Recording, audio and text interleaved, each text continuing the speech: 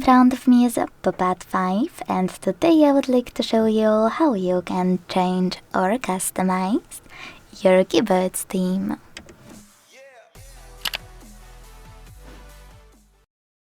First of all, if you don't have a suggestion strip at the top of your keyboard, go into Settings and scroll all the way down.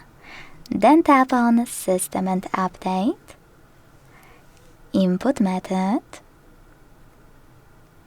Manage Keyboards, and Gboard.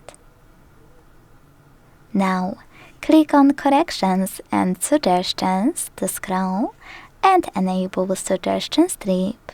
You can always switch it off once you're done, but this way, when you enter your keyboard, you can tap on this icon, Overcolor Palette, at the top of it, and check out your themes much faster. To access all of the available ones, click on those icons at the top right corners. Once you're done, tap on the best theme for you. Manage keyboards thanks to this switcher, and hit apply to check it out. So when I do that, as you can see, theme of my keyboard has changed. If you wish to customize it, go back to the same section, and this time tap on plus icon under my themes. Now click on any photo you wish to apply as your new keyboard's background. Hit done. Pinch it to scale, drag it to move, and select next. Adjust brightness by swiping left or right.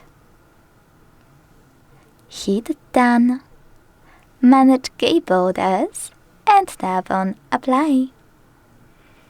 If you wish to edit your custom theme, click on Color Palette, tap on your theme, and use pen icon.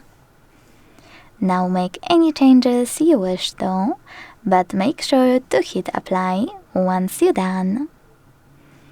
If you want to get rid of any of those downloaded themes, mostly to get rid of the clutter from my themes section, because you can always download it the same way, click on it and tap on bin icon at the top right corner.